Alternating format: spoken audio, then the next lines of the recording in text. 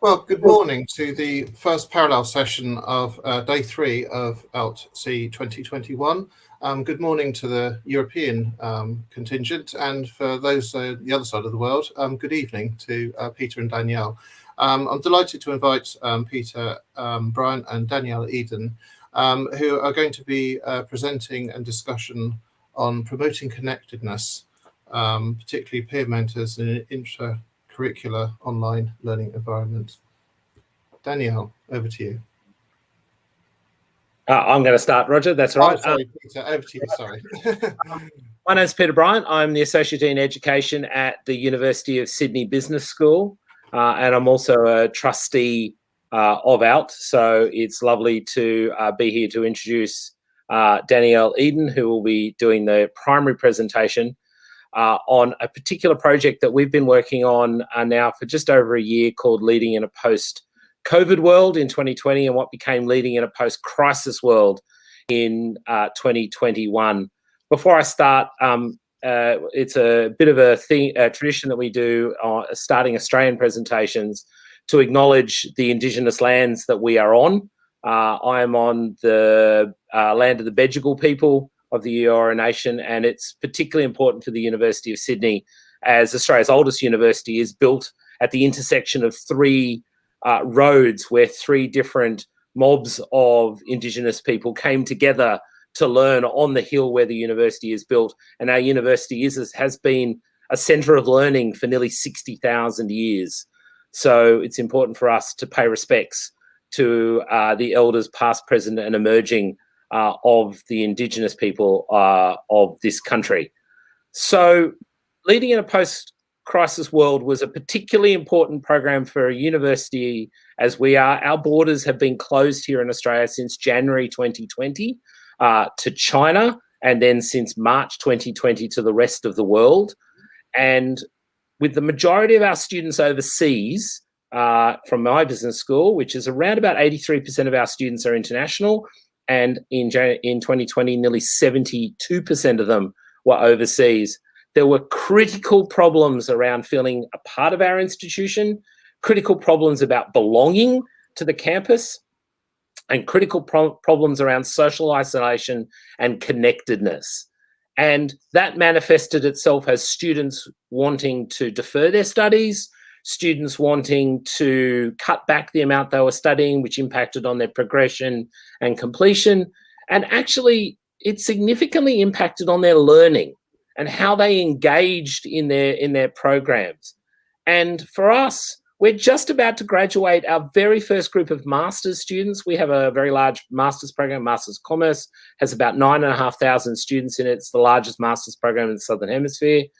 And that master's is about to graduate its first group of students who have never been on campus in a face-to-face designed program.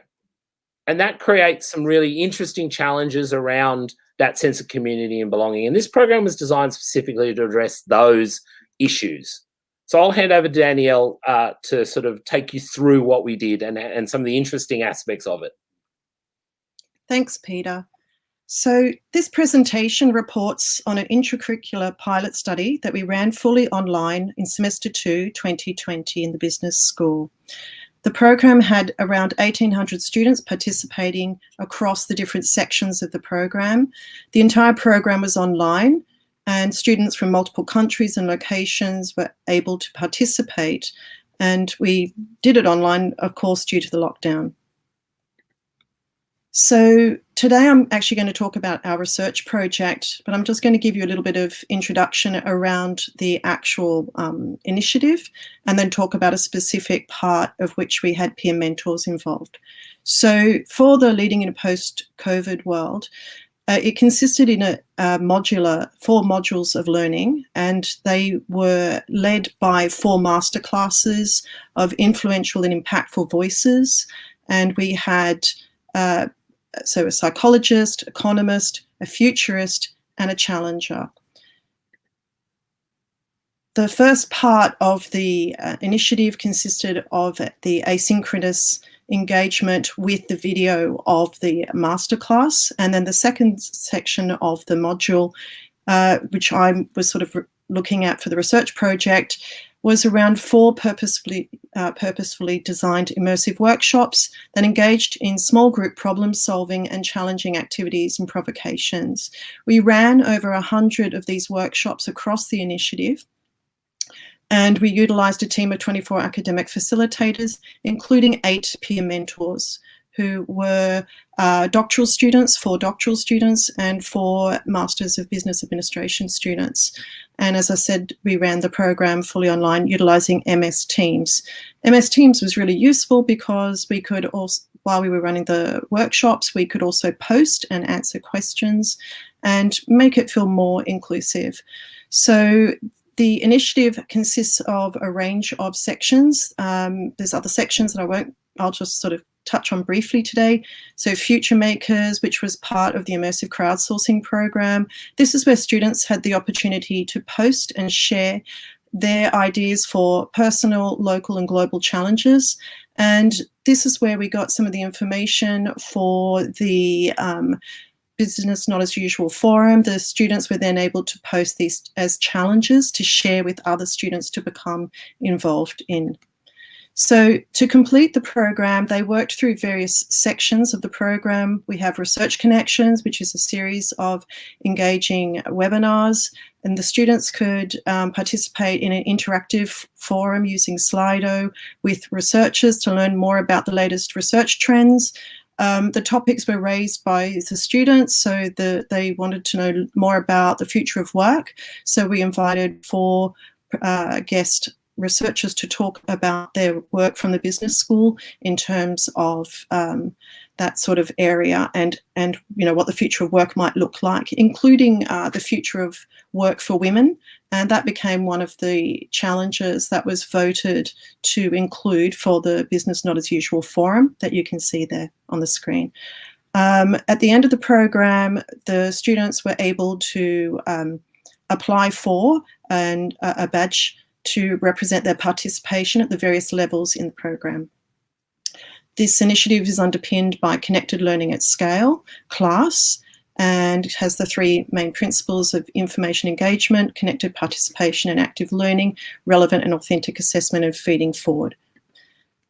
The interesting thing around to analyse as a researcher was the inclusivity of design. So the design of the program by Peter included the various aspects to promote belonging and inclusivity and connections.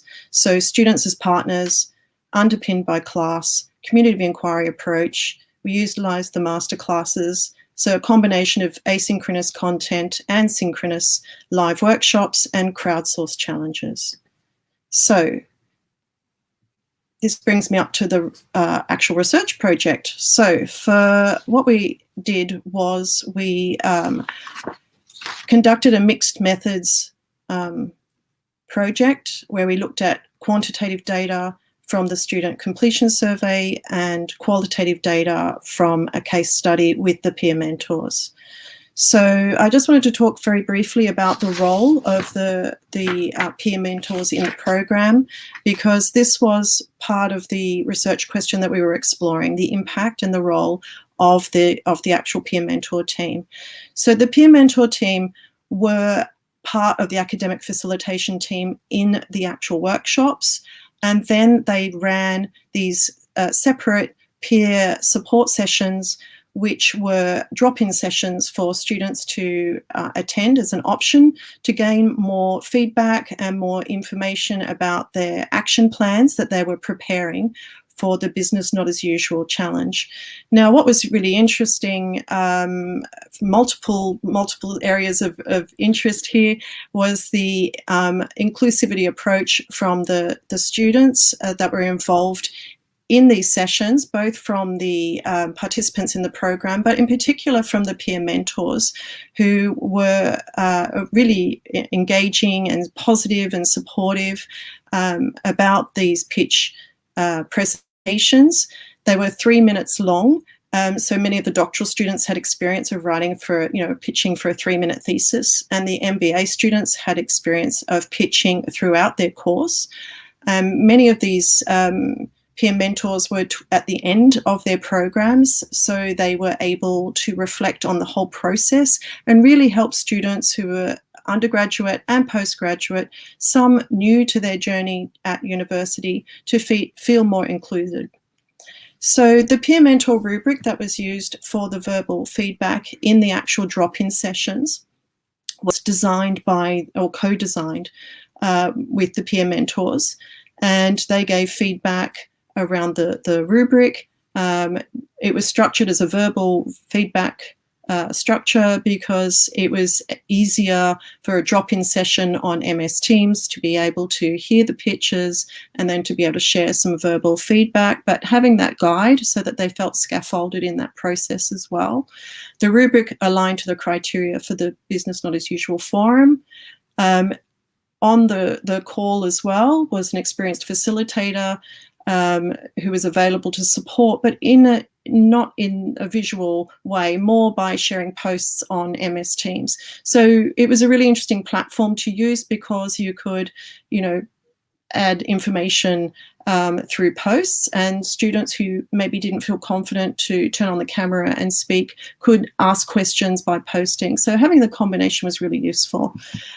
These sessions were led and run by the peer mentor team in groups of 3. So they were always scaffolded. They were scaffolded by being in a group of 3 so that they felt able to help give feedback and then also be able to reflect on feedback while one of the other peer mentors maybe was speaking. So the interesting thing about using this rubric was that you could reflect in action, or you could actually reflect on action after the pitch and then share some more feedback through Teams. So we looked at this mixed methods from a community of inquiry framework because it's a very interesting social constructivist framework that promotes connections and connectedness. And we've been mapping using a community of inquiry framework to look at the various aspects that the peer mentors were involved in, and noting things like that the social part, the social presence. We had welcome activities where the students posted a book cover and shared about their journey or their experiences at the beginning of the program, and the peer mentors, as well as the rest of the academic facilitators and also the wider university, could share their thoughts on those types of posts and share. And it was very inclusive and reflective. It was interesting to see that sort of approach and that lovely collaboration. The teaching part of the teaching presence, we had students as partners in learning and the peer mentor sessions. The cognitive parts were really interesting to look at the way the design of the masterclasses, the fireside chats. And it was really interesting to note that at the beginning of the modules, the peer mentors started in being scaffolded by observing experienced academics in facilitation, but by the second and third and fourth modules, they were confident to lead those workshops, including the actual modules, as well as the peer mentor support sessions. So for this project, for the research, we looked at the student completion survey. We found that 82% of the responses agreed with the statement that the workshop panelists were really engaging and helpful during the sessions. And we found that 83% of responses agreed with the statement, "I felt supported in the program."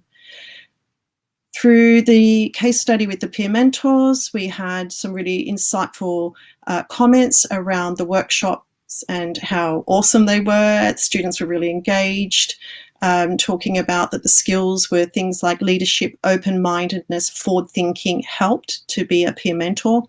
And I like this quote in particular: "I appreciated helping people to think deeper, so I felt like I was making a difference academically and professionally." So some of the challenges, we asked what were the challenges as well. So things like, I guess people were fatigued with doing things virtually, and the idea of moving to a new platform. So we were experienced with Zoom, but we were less experienced with MS Teams. So having support and technical expertise to train up the facilitators and the peer mentors on MS Teams was really helpful at the beginning. As with everything, it takes time to get used to it. And the other comment was around fatigue with online engagement. And I have to say that at the moment we're still in lockdown in Sydney, and so this feeling of fatigue is familiar again. So we then looked at how this linked to the literature. And so we're noting things like Matthews talking about the 5 propositions for genuine students as partners in practice, so that the sort of guidelines to look at for good practice, we tried to keep these in mind, particularly for the peer mentor sessions. So to foster inclusive partnerships, to nurture a power sharing relationship through dialogue and reflection. And this team were very generous in terms of sharing their reflections and their thoughts with the students and also with the other academic facilitators. And we had separate teams chats that we could share those sorts of reflections on. And students could also share their reflections, their personal, their group reflections and their society reflections on the challenges in the MS Teams and also in channels within MS Teams. So then I've also looked at here a Finnish study called by Lehtomäki. It's a really interesting study because it looks at how to promote around global connectedness. And I particularly liked this diagram, this sense of belonging, shared motivations for improvement, and around interconnectedness of self and others, and the recognition of shared challenges. All of these things resonated while we were looking at the qualitative data and the student survey data. This particular study is not in an online space. So overall, what sort of findings did we find? So overall, the positives of the program included things like the feedback was around quality and insightful and inspiring masterclasses and fireside chats with senior academics from the university, as well as the guest keynote speakers, as well as alumni and industry experts. Having the opportunity to co-design, participate in active and collaborative learning opportunities. They appreciated the mentoring support. They appreciated learning new technology and things like team teaching. So being able to work as in groups of 3 within the workshops was really useful as well, because it just meant that you had extra support available for staff and for students needing that extra support. Having a feeding forward approach to being very helpful in terms of directing feedback that would help complete the challenges so that students could participate in the Business Not As Usual forum. And of course, the badgings were very popular. So the challenges overall, things like the rapid pivot to online learning due to the lockdown, reduce the time frame to explore and practice on their new platform, on the MS Teams. So as I said, from the overall challenges, not just from the peer mentors, but from the academic sort of facilitation team, from their survey as well, we saw things like online fatigue, learning new technology and digital access, so time zones, location, bandwidth, becoming problems that I think we can all relate to. Overall, the lessons learned was things like to have a flexible and adaptable approach was needed, because there were times we weren't sure if the bandwidth was going to work. I'm on my phone at the moment as a hotspot, so things like that, hoping those things would work. Training and adapting to new technology to support the students as well as the academics was really helpful. Students as partners in learning was a key theme that emerged from this study for promoting connectedness and for transformative learning opportunities. So as an academic facilitator, we learnt as much as the students. So it was a really interesting journey for all that were involved in this, and that was the positive feedback that we received. Authentic experiences, underpinned by and informed by transformative teaching and learning frameworks, were really helpful to promote connectedness, and peer support, peer feedback was key to the success of the participants completing. So the students who actually came to the peer support workshops ended up going through to present at the Business Not As Usual forum, which was an industry forum with a panel of experts giving them feedback on their challenge pitch. And so that was really helpful. Promoting connections through developing a community of inquiry was integral in developing a cohesive group of academic facilitators and peer mentors who could support and facilitate across the program. And I think that might be my last slide. And to finish with, this is a longitudinal study. So we're now looking at new iterations of this program leading in a post-crisis world. Thank you so much. Thank you very much, Danielle. That was fantastic. That's a very interesting project that you've been carrying out there. I know there's a few technical problems this morning, so I'm not seeing many questions come up in the comments area. But please, audience, do post comments, and we can come back to comments in the YouTube chat after the session. In the recording, they will stay live. I've got a couple of questions for you here while people type their own things in.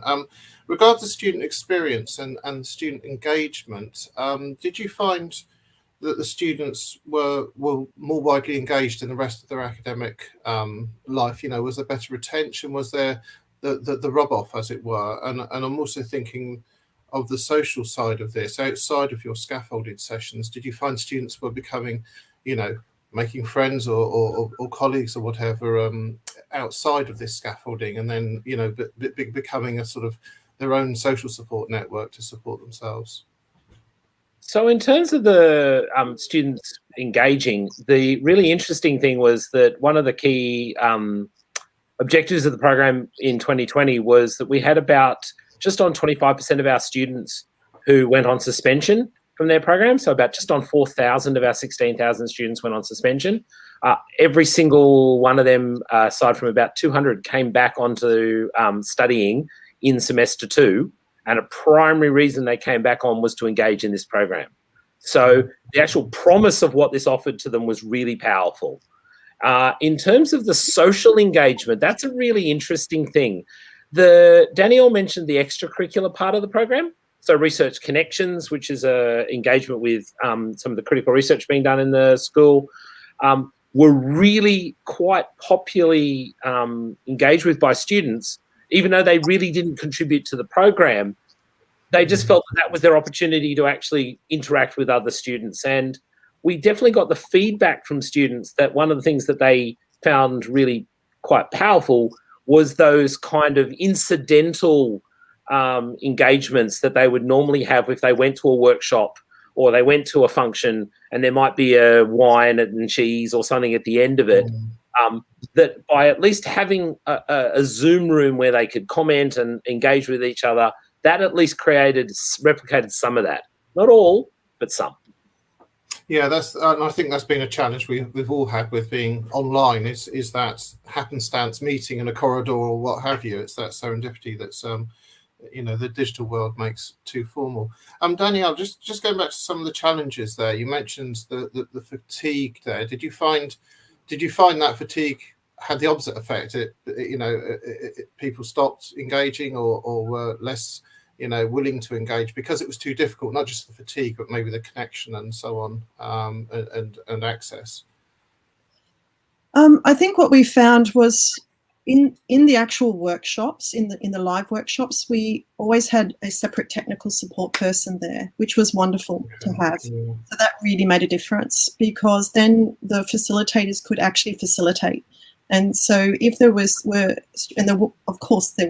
students who were struggling with, you know, connecting, or like myself today, where I had to use my phone as a hotspot, they actually could have sort of dedicated technical support.